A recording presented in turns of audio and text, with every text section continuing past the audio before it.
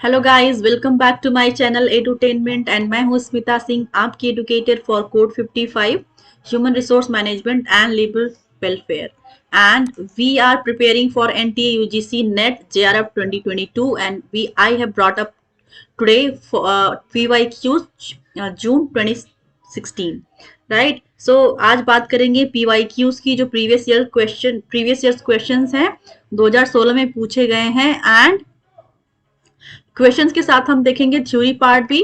क्या किस तरह से जो किस तरह से थ्योरी की को कवर किया जाता है क्वेश्चंस के through.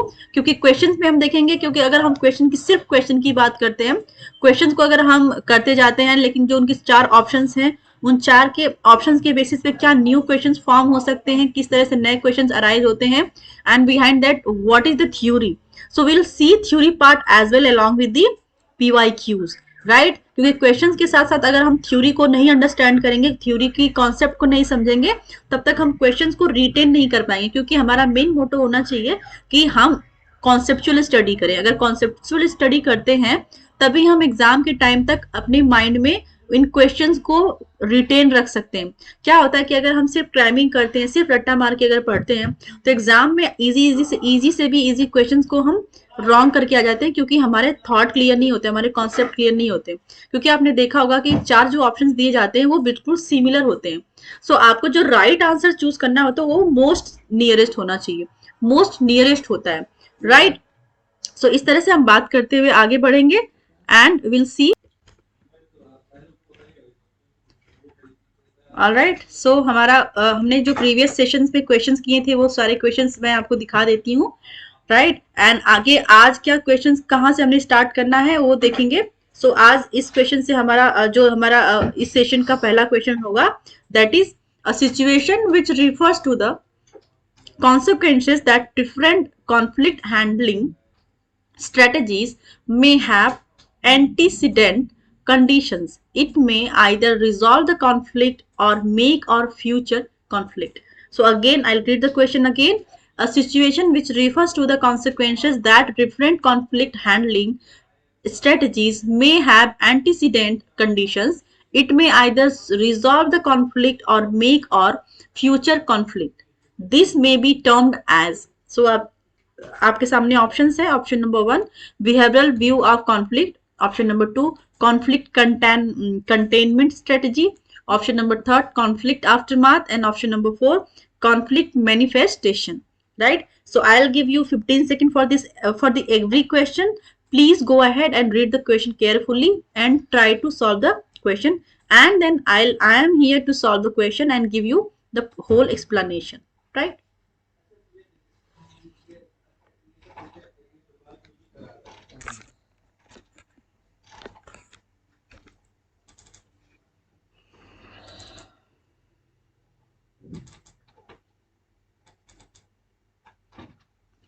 So yeah, the correct answer for this question is option number third, conflict aftermath. So इस क्वेश्चन का राइट आंसर होगा conflict aftermath, behavioural view of conflict, conflict containment strategy, conflict manifestation. These are not right as per this question. The most appropriate and correct option for this question is option number third, conflict aftermath. Let's move to the next question. Following are the probable errors committed during organization process. Option number one, leniency or service error. Second, primary and recency effect. Option number third, halo effect. Fourth, split over effect.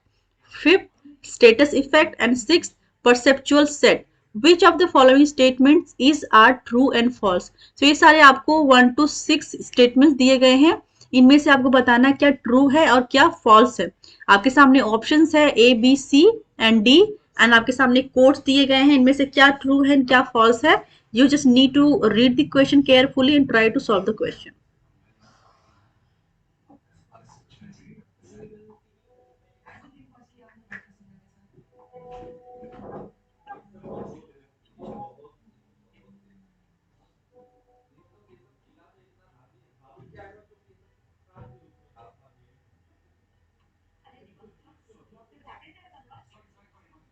So here the correct answer for this question is option number 4।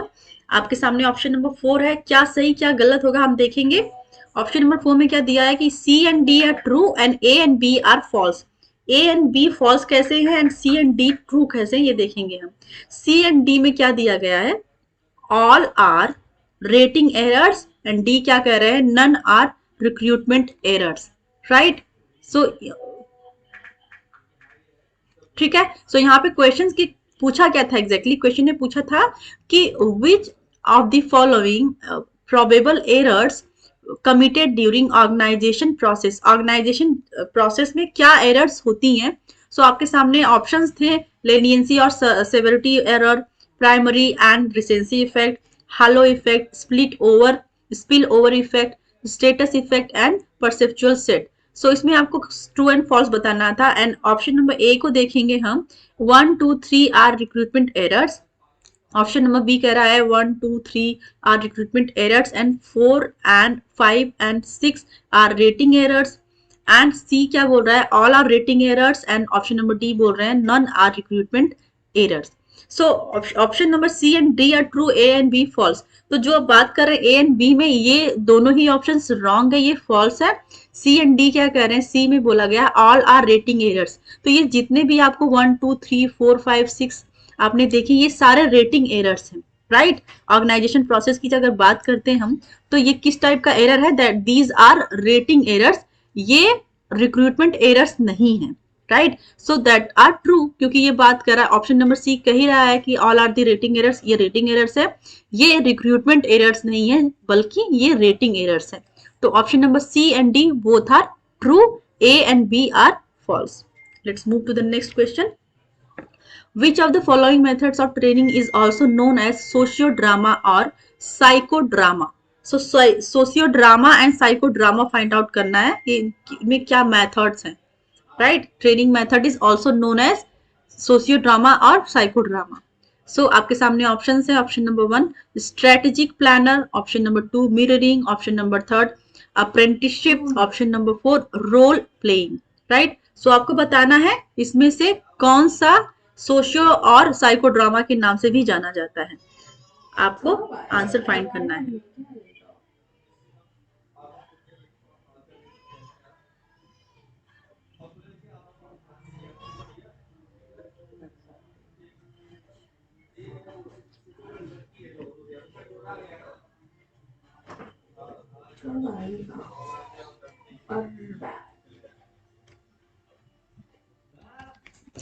I think there's some confusion in this question, so I think I should leave this question. Let's move to next question. Consider the following: a structural analysis, B interaction analysis, C live position analysis, D environmental analysis, E dispositional analysis, F coping behavior analysis. Which among the above are the components or Dr. Eric Bernit's transactional analysis theory? So आपको बताना है कि Eric बर्नी की transactional analysis theory कौन से इसमें से कौन से हैं, राइट। कभी कभी क्वेश्चन पूछ लिया जाता है कि एरिक बर्नी ने कौन सी थ्योरी दी थी, तो दैट इज ट्रांजेक्शनल एनालिसिस। कभी कभी आपको मैच करने का क्वेश्चन दे दिया जाता है, तो अगर उन क्वेश्चन में 4 ऑथर्स हैं, 4 उनकी थ्योरीज हैं, अगर सपोज आपको एरिक बर्नी की थ्योरी याद है, तो अगर आपने एक को फाइंड कर लिया, तो मोस्ट ऑफ द टाइम ऐसा होता है कि आपने अगर आपको एक करेक्टली मैच करने आता है, तो बाकी के दिन आप इजीली कर लेते हैं। अगर आपको एक के अलावा कुछ कंफ्यूजिंग, कभी कभी क्या होता है कि थोड़ा डिफिकल्ट क्वेश्चन बनाने के लिए 2 क्वेश्चंस ऐसे डाल दिए जाते हैं जो बिल्कुल सुना ही नहीं हो या फिर थोड़े हार्ड लगते हो, तो उन क्वेश्चन के बेसिस पे अगर आपको 1 या 2 आता है, तभी भी आप इजीली क्वेश्चन सॉल्व कर लेते हैं। अगर 1 आ रहा है तो क्या होता है कि कभी कभी आप इजीली सॉल्व कर लेते हैं, कभी कभी होता है कि आप थोड़ा फंसते हैं, फिर भी आप एलिमिनेशन एंड सब्स्टिट्यूशन का सहारा लेके आप क्वेश्चन को इजीली सॉल्व कर लेते हैं, right. So this is the technique to solve the question in examination, ना very fast you can say. क्योंकि आप जब तक आप कोई भी क्वेश्चंस करने जाते हैं एग्जाम में, जो क्वेश्चंस लेंदी होते हैं, जो क्वेश्चंस लगता है कि आपने कभी देखा नहीं, कभी पढ़ा नहीं, या फिर आपने पढ़ा तो है लेकिन आपको कंफ्यूजन है, तो वहां पे आप एलिमिनेशन एंड सब्स्टिट्यूशन का सहारा लेते हैं, आपको क्वेश्चंस इजीली सॉल्व करने आता है, उस टाइम आप इजीली सॉल्व कर लेते हैं। सो यहाँ पे देखेंगे कि एरिक बर्नी का जो ट्रांजैक्शनल एनालिसिस थ्योरी है, उनमें से ट्रांजैक्शनल एनालिसिस का क्या क्या पार्ट है आपको बताना है। सो मैं आपको दे रही हूँ 15 second for this question, please go ahead.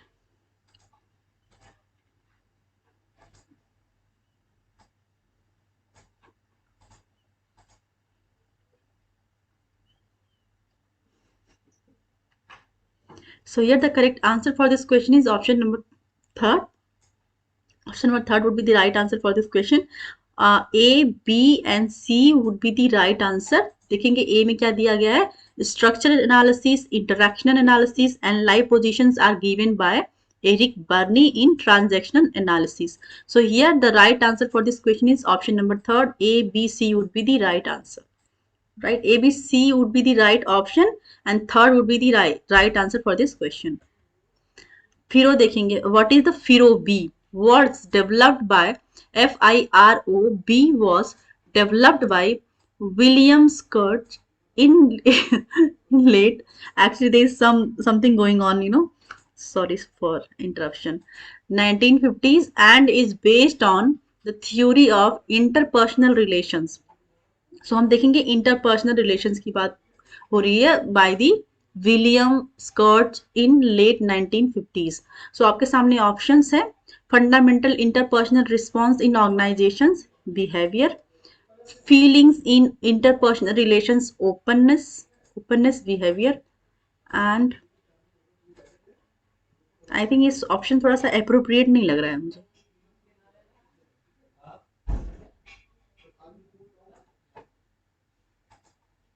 इस क्वेश्चन को भी हम पीछे छोड़ेंगे. I will see this question and take in another class. देखिए question, Blake and Morton proposed famous managerial grid with task orientation and people orientation as two independent dimensions. I'll read the question again. Blake and Morton proposed famous managerial grid with task orientation and people orientation as two independent dimensions. Identify the correct numerical dimensions of the managerial styles given below. आपके सामने options हैं, team management, option number B, impoverished management, option number C, country club management, option number D, middle of the road management, option number E, authority compliance. So आपके सामने options हैं ए 1, 2, 3 and 4. आपको इनका सही answer बताना है. So here मैं question को थोड़ा ये कैमरे को ऊपर कर देती हूँ. You can read the question here.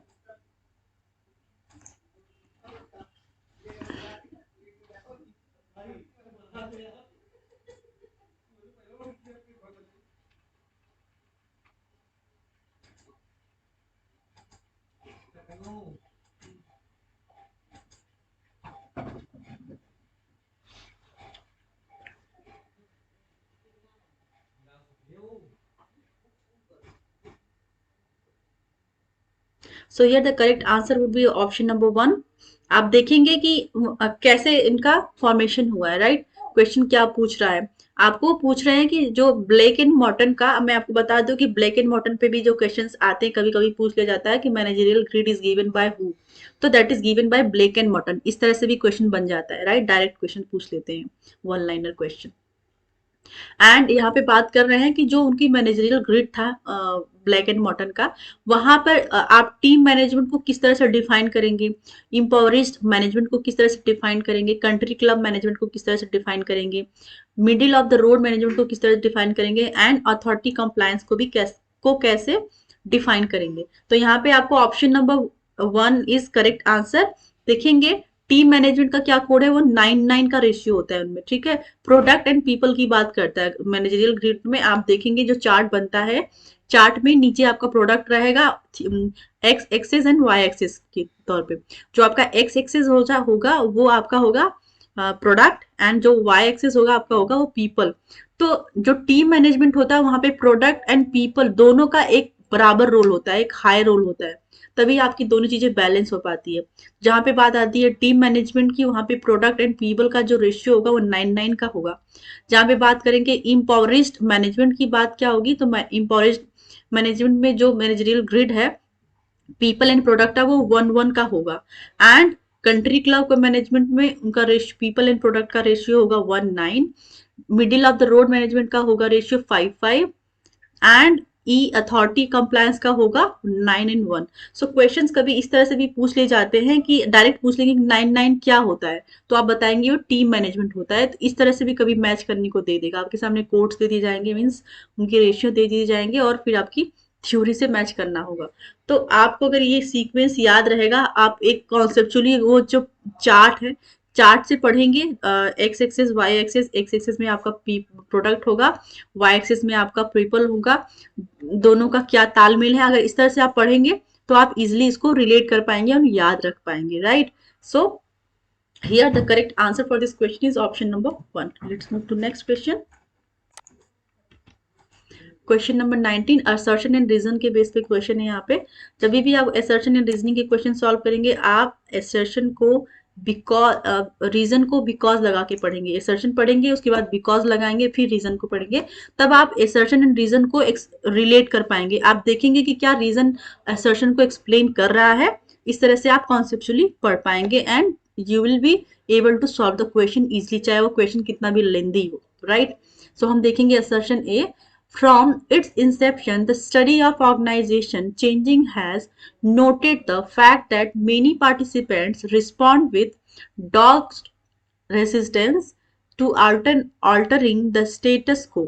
Since the Industrial Revolution began, workers have at times sought, occasionally in extremely violent fashion, to block the introduction of new technology. Let me read the assertion again. From its inception, the study of organization changing has noted the fact that many participants respond with dogged resistance to altering the status quo. Since the Industrial Revolution began, workers have at times sought, occasionally in extremely violent fashion, to block the introduction of new technology because such behavior may be either covert or overt or covert. Overt resistance may take the form of employees deliberately failing to do the things necessary for successful change or simply being unenthusiastic about the challenge.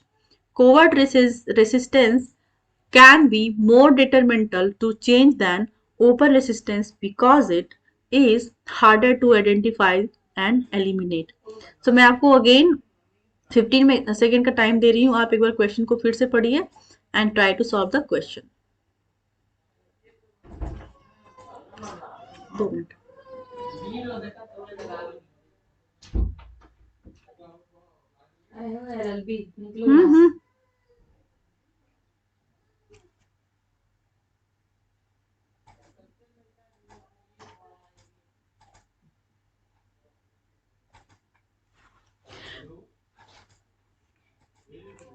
मैं आपको options दिखा देती हूँ।